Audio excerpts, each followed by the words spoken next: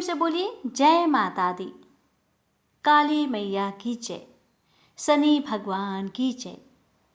आज शनिवार के दिन सुनेंगे काली माता और शनि भगवान की प्रेत कथा। कथा के अनुसार एक समय योगेश्वर भगवान शिव ने महादेवी को प्रसन्न करने के लिए कठिन तपस्या की और उनसे अपनी धर्म पत्नी होने का वरदान प्राप्त किया। इसके बाद भगवान ब्रह्मा को यह अनुभव हुआ कि शीघ्र ही महादेवी वरदान के अनुसार स्वयं प्रकट होगी। इसलिए उन्होंने अपने प्रिय पुत्र में से एक दक्ष को तपस्या करने का आदेश दिया ताकि दक्ष महादेवी को अपने पुत्री के रूप में प्राप्त कर उनका विवाह भगवान शिव से करा सके। अपने पिता के आदेश पर दक्ष ने महादेवी की कठोर तपस्या की, जिसके बाद आदि शक्ति प्रकट हुई और मनोवांछित वरदान मांगने के लिए कहा। दक्ष ने कहा, हे माँ, मेरी यह मनोकामना है कि आप मेरी पुत्री के रूप में जन्म धारण करें। महादेवी ने दक्ष को वरदान प्रदान करते हुए कहा, जिस समय मैं भगवान शिव से विवाह करने के लिए अवतरित होंगी तो तुम्हारी पत्नी परसूति के गर्भ से जन्म धारण करूंगी। लेकिन देवी ने ये भी स्मरण कराते हुए कहा कि यदि दक्ष के पुण्य का क्षय हो गया अथवा उन्होंने किसी भी प्रकार से महादेवी की उपेक्षा अथवा अपमान किया तो वह तत्क्षण उनका परित्याग कर देगी। सती और शिव के विवाह के कुछ समय बाद दक्ष प्रजापति ने एक यज्ञ का आयोजन किया, जिसमें भगवान शिव को निमंत्रण नहीं भेजा गया। जिस समय भगवान शिव ने देखा कि सती उनके पिता की अस्वीकृति होते हुए भी उनके यज्ञ में सम्मिलित होने के लिए हठ कर रही है, तो शिव जी क्रोधित हो उठे और गर्जना करते हुए बोले, मुझे ज्ञात है कि तुम मेरे आदेशों के बंधन में बंधी नहीं हो, अतः जो मन हो करो, मेरी सहमति की प्रतीक्षा क्यों कर रही हो।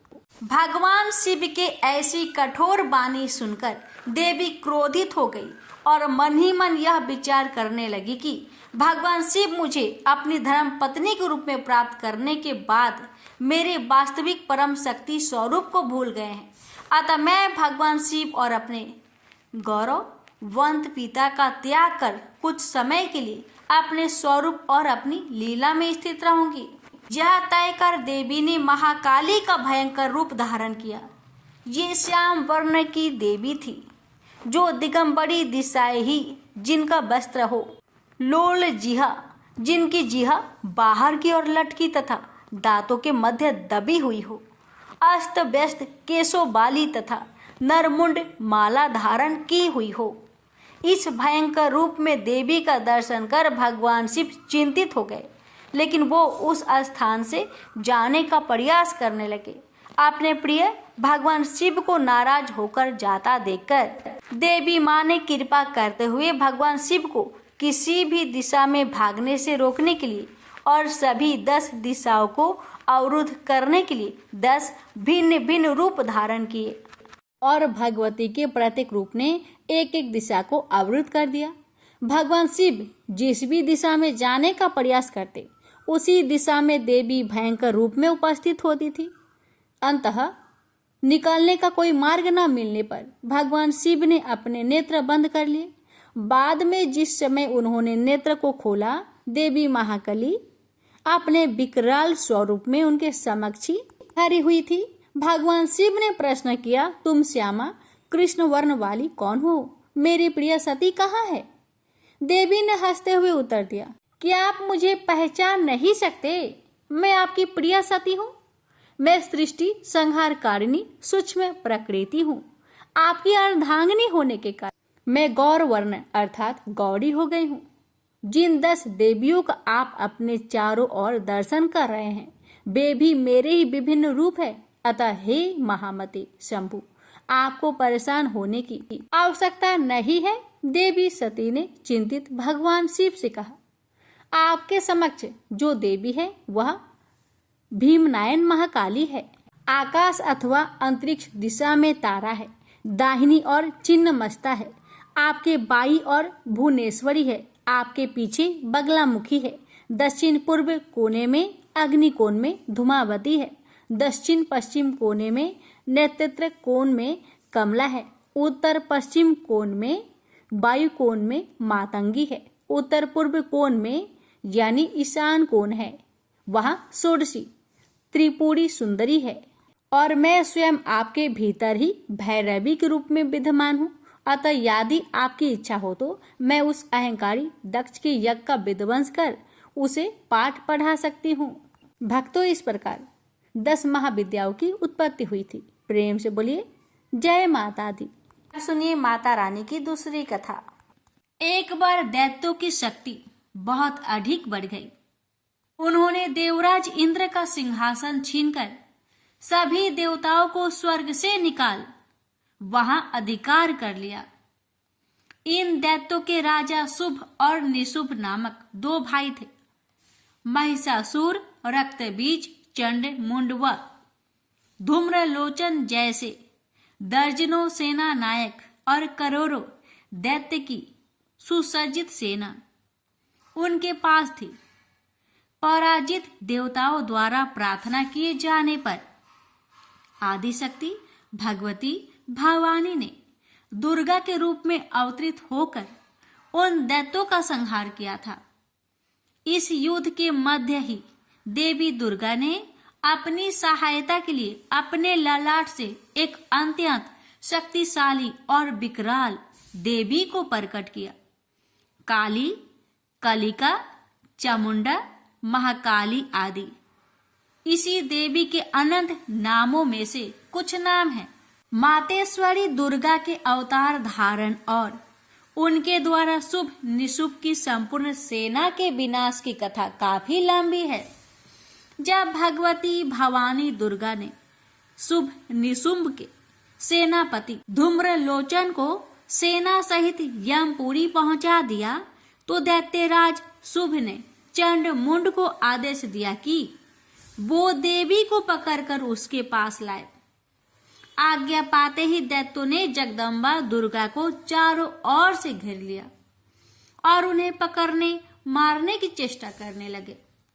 यह देख देवी को बहुत क्रोध आया। क्रोध के कारण उनका मुखमंडल काला पड़ गया, भवें वक्र हो उठी। उसी समय उनकी भौं के मध्यवर्ती भाग और ललाट से विकराल मुख वाली काली नामक देवी प्रकट हुई। अत्यंत भयंकर और शक्तिशाली होने के बावजूद काली मां का शरीर अत्यंत कृशकाय था। उनके शरीर में नाम मात्र का मांस था, केवल अस्थि पंजर नजर आता था, जिससे वे अत्यंत भयावह दिखाई पड़ रही थी। काली, कालिका, महाकाली, चामुंडा और चामुंडा आदि नामों से विख्यात 4 भुजा वाली यह देवी अपने हाथों में तलवार, पास और विचित्र खड्ग धारण किए हुए थी। वह चीते की चमड़े की साड़ी पहने नर मुंडों की माला से अलंकृत थी। भवानी दुर्गा के मस्तक से प्रकट होने के बावजूद काली मां का स्वरूप अत्यंत विकराल था। वे काफी लंबी पतली थी और किसी भी वाहन पर सवार नहीं थी। उनका मुखमंडल बहुत अधिक बड़ा था। उनकी लंबी जीभ काफी बाहर तक निकली हुई थी। उनकी आंखें अंगारों की तरह दहक रही थी और अपनी भीषण गर्जना से पृथ्वी आकाश को कपा रही थी। अपनी घोर गर्जना से सभी दिशाओं को गुजाते हुए मातेश्वरी काली बड़े वेग से दैत्यों की सेना पर टूट पड़ी और उनका भक्षण करने लगी। वे पार्श रक्षकों, अंकुशधारी, महावतों, योद्धाओं तथा अनेक हाथियों को एक ही हाथ में पकड़कर अपने मुख का ग्रास बना रही थी। किसी को बालों से पकड़ लेती, किसी का गला दबोच लेती, किसी को पैरों से कुचल डालती और किसी को छाती के धक्के से गिराकर मार देती। वे असुरों के फेंके हुए बड़े बड़े अस्त्र शस्त्र मुंह से पकड़ लेती और रोष में भरकर उनको दांतों से चकनाचूर कर डालती। काली द्वारा अनेक दैत्य तलवार के घाट उतर गए, अनेक खटवांग से पीटे गए और कितने ही असुर दांतों के अग्रभाग से कुचले जाकर मृत्यु को प्राप्त हुए। इस प्रकार देवी ने असुरों की उस समस्त सेना को क्षण भर में ही धराशायी कर दिया। अपनी सेना का विनाश होते देख चंड काली देवी की ओर दौड़ा। महादैत्य मुंड ने भी अत्यंत भयंकर बाणों की बौछार तथा हजारों चक्र एवं अन्य शस्त्रों से भयानक नेत्रों वाली देवी को आवृत कर दिया। वे चक्र देवी के मुख में समाते हुए ऐसे जान पड़ रहे थे मानो सूर्य के बहुतेरे मंडल बादलों के उदर में प्रवेश कर रहे हो। मातेश्वरी काली दैत्य सेनापति मुंड द्वारा चलाए गए अस्त्र शस्त्रों का भक्षण करते और अनेक राक्षसों को अपने शस्त्रों में समाप्त करते हुए विकट अट्टहास करती जा रही थी। इसी समय भगवती काली ने दूसरे दैत्य सेनापति चंड को अपनी ओर आते देखा। क्रोध में भरकर काली माई ने चंड पर आक्रमण कर दिया। एक हाथ से उसके केस पकड़कर दूसरे हाथ से उसकी गर्दन काट उसे यमलोक पहुंचा दिया। अपने भाई चंड को देवी के हाथों मरता देख मुंड अनेक भयावह दैत्यों के साथ मातेश्वरी काली की ओर दौड़ पड़ा। तब देवी ने रोष में उसे तलवार से मारकर धरती पर सुला दिया। महापराक्रमी चंड और मुंड के मरते ही शेष सेना आतंकित होकर भाग गई। उसी समय काली ने चंड और मुंड के मस्तक हाथ में लेकर जगदम्बा दुर्गा के पास जाकर प्रचंड अट्टहास करते हुए कहा, देवी, मैं चंड मुंड नामक इन दो भयानक असुरों के मस्तक आपको भेंट करने के लिए लाई हूँ।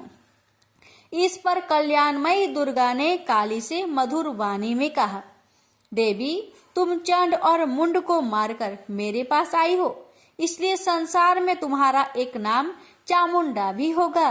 मातेश्वरी काली द्वारा चंड मुंड और अनेक सैनिकों के मारे जाने पर दैत्यराज शुंभ स्वयं अपने सभी सेनापतियों सहित युद्ध के लिए वहां आ गया। कई करोड़ असुर सैनिक उनके साथ थे। उस समय सभी मात्र शक्तियां भी देवी की सहायता के लिए युद्ध क्षेत्र में आ गई। दोनों ओर से भीषण अस्त्र शस्त्र चलने लगे।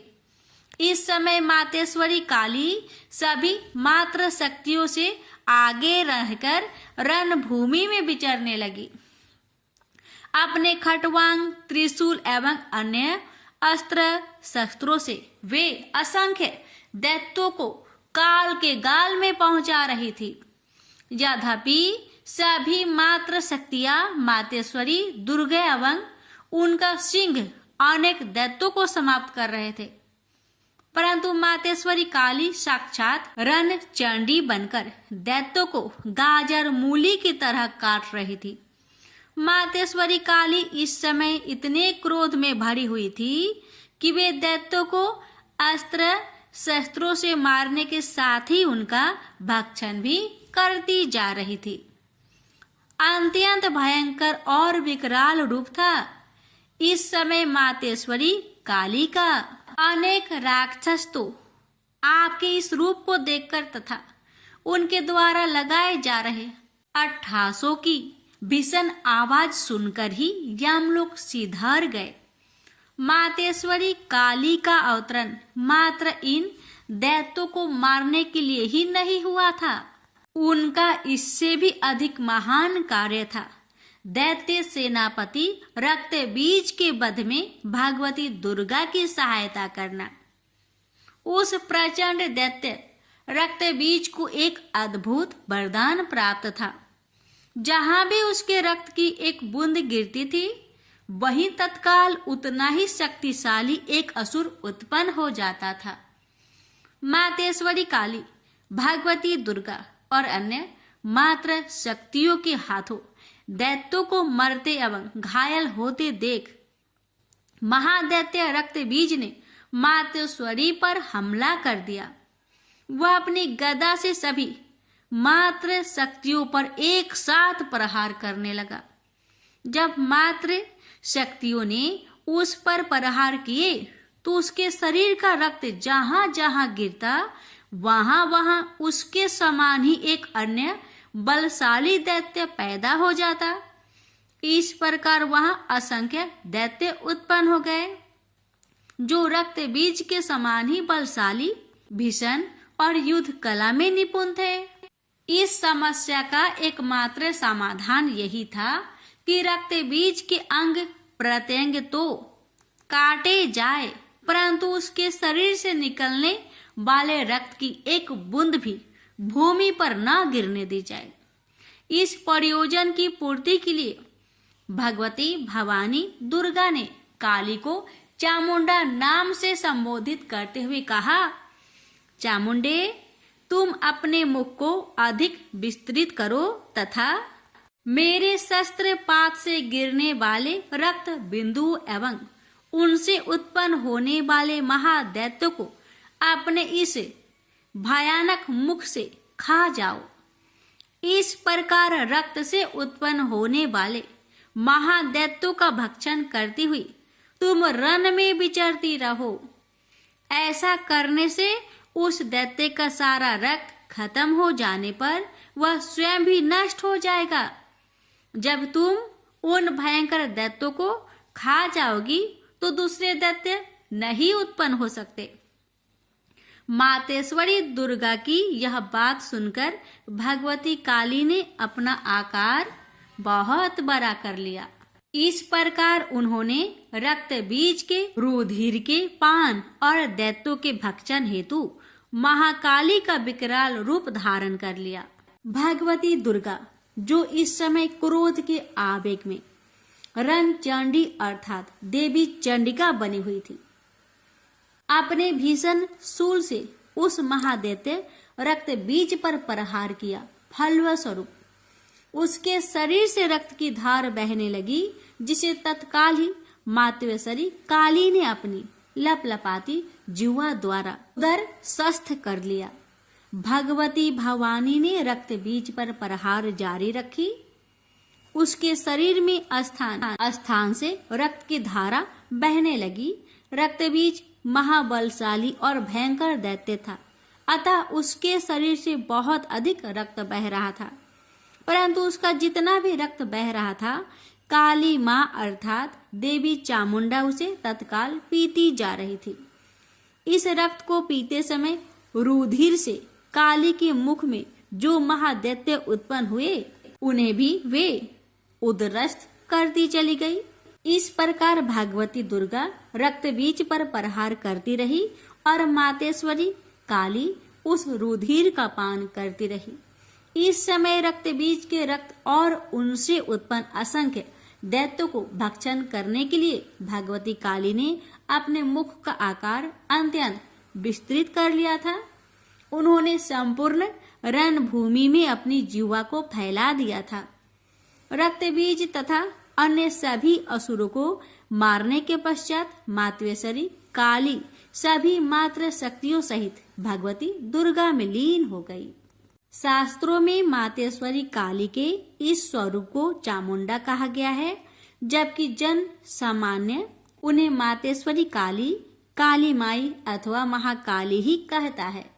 माँ काली के अधिकांश आराधक, उपासक और तंत्र साधक मातेश्वरी के इस रूप की पूजा, आराधना और उपासना करते हैं।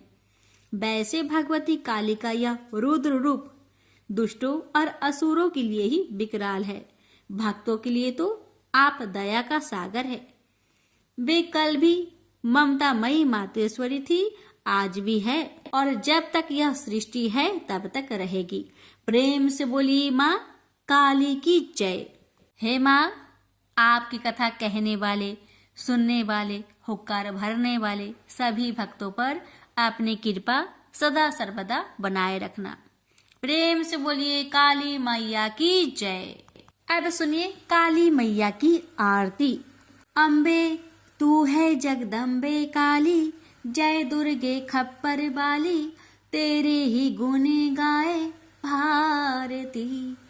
ओ मैया हम सब उतारे तेरी आरती। तेरे भक्त जनों पर भीड़ पड़ी है भारी माँ, दानव दल पर टूट पड़ो माँ करके सिंह सवारी। 100 सिंहों से बलशाली अष्टभुजाओ भाली, दुष्टों को पल में संहारती। ओ मैया हम सब उतारे तेरी आरती। अम्बे तू है जगदम्बे काली, जय दुर्गे खप्पर बाली, तेरे ही गुण गाए भारती। ओ मैया हम सब उतारे तेरी आरती। माँ बेटी का है इस जग में बड़ा ही निर्मल नाता, पूत कपूत सुने है पर न माता सुनी कुमाता। सब पे करुणा दर्शाने वाली, अमृत बरसाने वाली, दुखियों के दुख रेने वारती। ओ मैया हम सब उतारे तेरी आरती। अम्बे तू है जगदम्बे काली, जय दुर्गे खप्पर वाली, तेरे ही गुण गाए भारती। ओ मैया हम सब उतारे तेरी आरती। नहीं मांगते धन और दौलत, ना चांदी ना सोना, हम तो मांगे माँ तेरी मन में एक छोटा सा कोना। सबकी बिगड़ी बनाने वाली, लाजे बचाने वाली, सतियों के सत्य को संवारती। ओ मैया हम सब उतारे तेरी आरती। अम्बे तू है जगदम्बे काली, जय दुर्गे खप्पर वाली, तेरे ही गुण गाए भारती। ओ मैया हम सब उतारे तेरी आरती। चरण शरण में खड़े तुम्हारी ले पूजा की थाली, बरद हस्ते सर पर रख दो माँ संकट हरने वाली। माँ भर दो भक्ति रसे प्याली, अष्टभुजाओ बाली, भक्तों के कारज तू ही सारती। ओ मैया हम सब उतारे तेरी आरती। अम्बे तू है जगदम्बे काली, जय दुर्गे खप्पर वाली, तेरे ही गुण गाए भारती। ओ मैया हम सब उतारे तेरी आरती। प्रेम से बोलिए काली मैया की जय। शनिवार व्रत कथा। एक समय स्वर्ग लोक में सबसे बड़ा कौन के प्रश्न पर 9 ग्रहों में वाद विवाद हो गया। विवाद इतना बढ़ा कि परस्पर भयंकर युद्ध की स्थिति बन गई। निर्णय के लिए सभी देवता देवराज इंद्र के पास पहुंचे और बोले, हे देवराज, आपको निर्णय करना होगा कि हम में से सबसे बड़ा कौन है। देवताओं का प्रश्न सुनकर देवराज इंद्र उलझन में पड़ गए। इंद्र बोले, मैं इस प्रश्न का उत्तर देने में असमर्थ हूं। हम सभी पृथ्वी लोक में उज्जैनी नगरी में राजा विक्रमादित्य के पास चलते हैं। देवराज इंद्र सहित सभी ग्रह देवता उज्जैनी नगरी पहुंचे। महल में पहुंचकर जब देवताओं ने उनसे अपना प्रश्न पूछा तो राजा विक्रमादित्य भी कुछ देर के लिए परेशान हो उठे, क्योंकि सभी देवता अपनी अपनी शक्तियों के कारण महान थे। किसी को भी छोटा या बड़ा कह देने से उनके क्रोध के प्रकोप से भयंकर हानि पहुंच सकती थी। अचानक राजा विक्रमादित्य को एक उपाय सूझा और उन्होंने विभिन्न धातुओं स्वर्ण, रजत, चांदी, कांसा, ताम्र यानी तांबा, सीसा, रांगा, जस्ता, अभ्रक व लोहे के 9 आसन बनवाए। धातुओं के गुणों के अनुसार सभी आसनों को एक दूसरे के पीछे रखवाकर उन्होंने देवताओं को अपने अपने सिंहासन पर बैठने के लिए कहा। देवताओं के बैठने के बाद राजा विक्रमादित्य ने कहा, आपका निर्णय तो स्वयं हो गया। जो सबसे पहले सिंहासन पर विराजमान है वही सबसे बड़ा है। राजा विक्रमादित्य के निर्णय को सुनकर शनि देवता ने सबसे पीछे आसन पर बैठने के कारण अपने को छोटा जानकर क्रोधित होकर कहा, राजा, विक्रमादित्य, तुमने मुझे सबसे पीछे बैठाकर मेरा अपमान किया है। तुम मेरी शक्तियों से परिचित नहीं हो, मैं तुम्हारा सर्वनाश कर दूंगा। शनि ने कहा, सूर्य एक राशि पर 1 महीने, चंद्रमा 2.25 दिन, मंगल 1.5 महीने, बुध और शुक्र 1 महीने, बृहस्पति 13 महीने रहते हैं, लेकिन मैं किसी राशि पर 7.5 वर्ष 7.5 तक रहता हूं। बड़े बड़े देवताओं को मैंने अपने प्रकोप से पीड़ित किया है। राम को 7.5 के कारण ही वन में जाकर रहना पड़ा और रावण को 7.5 के कारण ही युद्ध में मृत्यु का शिकार बनना पड़ा। राजा, तू भी मेरे प्रकोप से नहीं बच सकेगा।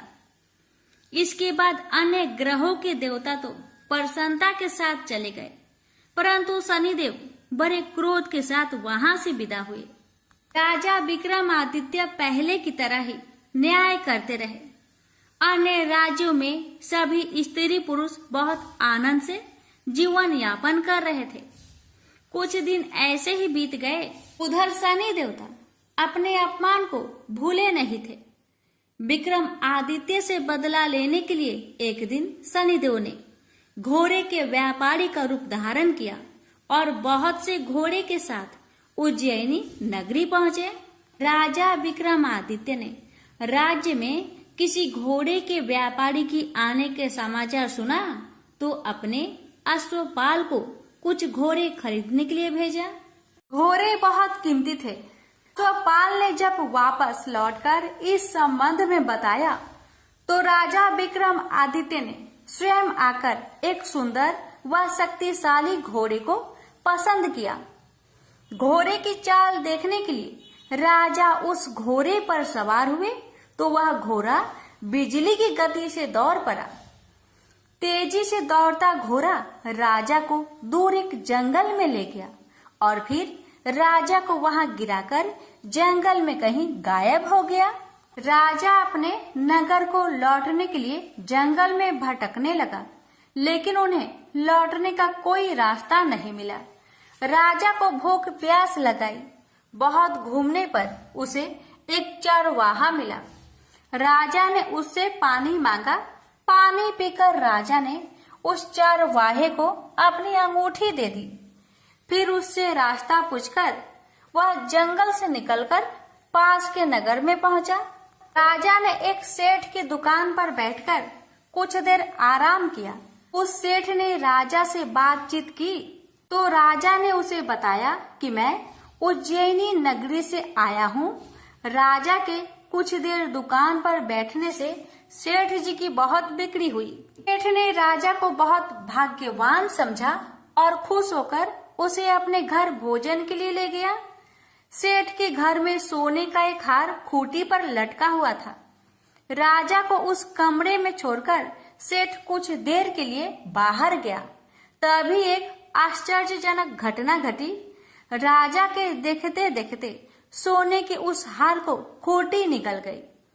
सेठ ने कमरे में लौटकर हार को गायब देखा तो चोरी का संदेह राजा पर ही किया, क्योंकि उस कमरे में राजा ही अकेला बैठा था। सेठ ने अपने नौकरों से कहा कि इस परदेशी को रस्सियों से बांधकर नगर के राजा के पास ले चलो।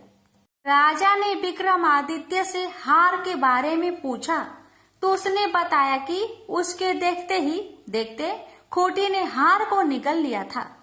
इस पर राजा ने क्रोधित होकर चोरी करने के अपराध में विक्रमादित्य के हाथ पांव कटवाने का आदेश दे दिया। राजा विक्रमादित्य के हाथ पांव काटकर उसे नगर के सड़क पर छोड़ दिया गया। कुछ दिन बाद एक तेली उसे उठाकर अपने घर ले गया और उसे अपने कोल्हू पर बैठा दिया। राजा आवाज देकर बैलों को हाँकता रहता। इस तरह तेली का बैल चलता रहा और राजा को भोजन मिलता रहा। शनि के प्रकोप की 7.5 पूरी होने पर वर्षा ऋतु आरंभ हुई।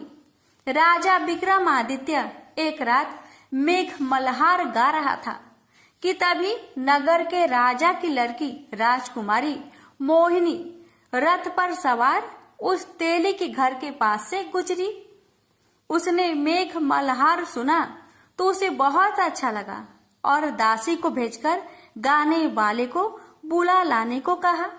दासी ने लौटकर राजकुमारी को अपंग राजा के बारे में सब कुछ बता दिया। राजकुमारी उसके मेघ मल्हार से बहुत मोहित हुई, अतः उसने सब कुछ जानकर भी अपंग राजा से विवाह करने का निश्चय कर लिया। राजकुमारी ने अपने माता पिता से जब यह बात कही तो वे हैरान रह गए। रानी ने मोहिनी को समझाया, बेटी तेरे भाग्य में तो किसी राजा की रानी होना लिखा है, फिर तू उस अपंग से विवाह करके अपने पांव पर कुल्हाड़ी क्यों मार रही है। राजकुमारी ने अपनी जिद नहीं छोड़ी। अपनी जिद पूरी करने के लिए उसने भोजन करना छोड़ दिया और प्राण त्याग देने का निश्चय कर लिया। आखिर राजा रानी को विवश होकर अपंग विक्रमादित्य से राजकुमारी का विवाह करना पड़ा। विवाह के बाद राजा विक्रमादित्य और राजकुमारी तेली के घर में रहने लगे। उस रात स्वप्न में शनिदेव ने राजा से कहा, राजा तुमने मेरा प्रकोप देख लिया, मैंने तुम्हें अपने अपमान का दंड दिया है। राजा ने शनिदेव से क्षमा करने को कहा और प्रार्थना की, हे शनिदेव, आपने जितना दुख मुझे दिया है अन्य किसी को न देना। शनिदेव ने कुछ सोचकर कहा, राजा मैं तुम्हारी प्रार्थना स्वीकार करता हूँ। जो कोई स्त्री पुरुष मेरी पूजा करेगा, शनिवार को व्रत करके मेरी व्रत कथा सुनेगा, उस पर मेरी अनुकंपा बनी रहेगी। प्रातः काल राजा विक्रमादित्य की नींद खुली तो अपने हाथ पांव देखकर राजा को बहुत खुशी हुई। उसने मन ही मन शनिदेव को प्रणाम किया। राजकुमारी भी राजा के हाथ पांव सही सलामत देखकर आश्चर्य में डूब गई। राजा विक्रमादित्य ने अपना परिचय देते हुए शनिदेव के प्रकोप की सारी कहानी सुनाई। सेठ को जब इस बात का पता चला तो दौड़ता हुआ तेली के घर पहुंचा और राजा के चरणों में गिरकर क्षमा मांगने लगा। राजा ने उसे क्षमा कर दिया क्योंकि यह सब तो शनिदेव के प्रकोप के कारण हुआ था। सेठ राजा को अपने घर ले गया और उसे भोजन कराया। भोजन कराते समय वहां एक आश्चर्यजनक घटना घटी। सबके देखते देखते उस खूंटी ने हार उगल दिया। सेठ जी ने अपनी बेटी का विवाह भी राजा के साथ कर दिया और बहुत से स्वर्ण आभूषण धन आदि देकर राजा को विदा किया। राजा विक्रमादित्य राजकुमारी मोहिनी और सेठ की बेटी के साथ उज्जैनी पहुंचे तो नगर वासियों ने हर्ष से उनका स्वागत किया। अगले दिन राजा विक्रमादित्य ने पूरे राज्य में घोषणा कराई कि शनिदेव सब देवों में सर्वश्रेष्ठ है। प्रत्येक स्त्री पुरुष शनिवार को उनका व्रत करे और व्रत कथा अवश्य सुने। राजा विक्रमादित्य की घोषणा से शनिदेव बहुत प्रसन्न हुए। शनिवार का व्रत करने और व्रत कथा सुनने के कारण सभी लोगों की मनोकामनाएं शनिदेव की अनुकंपा से पूरी होने लगी। सभी लोग आनंद पूर्वक रहने लगे। प्रेम से बोलिए शनि महाराज की जय हो। एक ब्राह्मण को सपने में नीली घोड़ी पर नीली कपड़े पहने एक आदमी दिखाई देता था और कहता है, हे ब्राह्मण देवता, मैं तेरे लगूंगा। ब्राह्मण घबरा कर उठ गया। अगले दिन यही सपना उसे फिर आता है। यह सपना उसे रोज आने लगा। वह परेशान हो गया और चिंता के मारे दुबला होने लगा। उसकी पत्नी ने कारण पूछा तो उसने सपने के बारे में बताया। ब्राह्मणी बोली, वे अवश्य ही शनि महाराज होंगे। अब की बार दिखे तो कहना लग जाओ, पर सवा पहर से ज्यादा मत लगना। उस दिन सपने आने पर ब्राह्मण ने कहा, लग जाओ, पर कितने समय के लिए लगोगे? शनि जी बोले, 7.5 वर्ष का लगूंगा। ब्राह्मण ने कहा, क्षमा करे शनि जी, इतना भारी तो मुझसे झेला नहीं जाएगा। तब शनि जी बोले, तो 5 वर्ष का लग जाऊंगा। ब्राह्मण बोला, यह भी मेरे लिए ज्यादा है। शनि जी बोले, 2.5 साल का लग जाऊं। ब्राह्मण ने मना किया तो शनि जी कहने लगे, 1.25 पहर का तो लगूंगा ही, इतना तो कोढ़ी कलंगी भिखारी के भी लग जाता हूँ। तब ब्राह्मण ने कहा, ठीक है। ब्राह्मण को 1.25 पहर की शनि की दशा लग गई। ब्राह्मण ने नींद से जागकर ब्राह्मण से कहा, मेरे 1.25 पहर शनि की दशा लग गई है, इसलिए मैं जंगल में जाकर यह समय बिताऊंगा।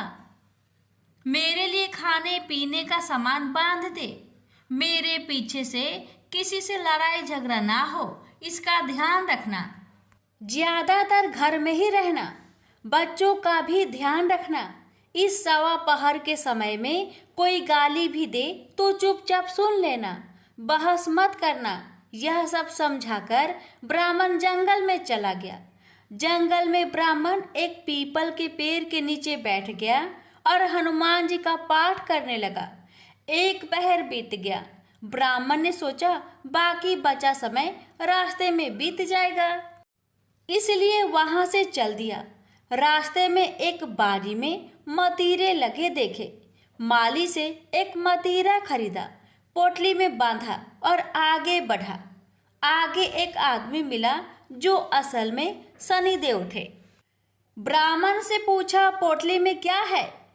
उसने कहा, मतीरा है। शनिदेव बोले, दिखाओ। ब्राह्मण ने पोटली खोली। उसमें राजकुमार का कटा हुआ खून से लथपथ सिर दिखा। शनिदेव ब्राह्मण को राजा के पास ले गए और कहा कि इस ब्राह्मण ने राजकुमार की हत्या कर दी है। इसके पास पोटली में राजकुमार का सिर है। राजा ने कहा, मैं यह नहीं देख सकता, इस ब्राह्मण को सूली पर चढ़ा दो। राजा के यहाँ हाहाकार मच गया। ब्राह्मण को सूली पर चढ़ाने से पहले पूछा गया कि उसकी कोई आखिरी इच्छा हो तो बताए। ब्राह्मण ने सोचा, किसी तरह 1.25 पहर पूरा करना होगा। उसने कहा, वहाँ रोज बालाजी की कथा सुनता है। मरने से पहले अंतिम बार बालाजी की कथा सुनना चाहता हूँ। ब्राह्मण को कथा सुनाने का प्रबंध किया गया। कथा कहते कहते 1.25 पहर पूरा हो गया। शनि की दशा टलते ही राजकुमार शिकार खेलकर लौटता हुआ दिखाई दिया। राजकुमार को आता देख राजा बहुत खुश हुआ, लेकिन उसे निर्दोष ब्राह्मण की हत्या का दोष लगने का डर सताने लगा। उसने तुरंत घुड़सवार सैनिकों को ब्राह्मण को आदर सहित ले आने के लिए भेजा। ब्राह्मण राज दरबार में आया तो राजा ने क्षमा मांगी और पोटली दिखाने के लिए कहा। पोटली खोली तो उसमें मतीरा था। राजा ने इन सब के बारे में पूछा तो ब्राह्मण ने बताया, मुझे 1.25 पहर की शनिचर की दशा लगी थी, इस कारण यह सब तमाशा हुआ। राजा ने पूछा, यह दशा कैसे टलती है? ब्राह्मण बोला, राजा, यह सेठ के लगे तो काला हाथी या काला घोड़ा दान करे, गरीब के लगे तो पीपल की पूजा करे तब बोले, साचा शनिचर कहिए, जाके पाओ सदा ही पढ़िए। शनि की कहानी सुने, तिल का तेल और काला उड़द दान करे, काले कुत्ते को तेल से चुपर कर रोटी खिलाए तो शनिचर की दशा उतर जाती है। राजा ने उसे मतीरा वापस दे दिया। घर आकर ब्राह्मण ने मतीरा काटा तो उसमें बीज की जगह हीरे मोती निकले। ब्राह्मण ने पूछा, यह कहाँ से लाए? आप तो कह रहे थे कि शनि की दशा लगी है। ब्राह्मण ने कहा, जब दशा लगी थी तो यही मतीरा राजकुमार का सिर बन गया था। उतरती दशा के शनि जी निहाल कर गए। हे शनि देवता, जैसे ब्राह्मण के शनि की दशा लगी वैसे किसी को ना लगे। प्रेम से बोलिए शनि देव की जय।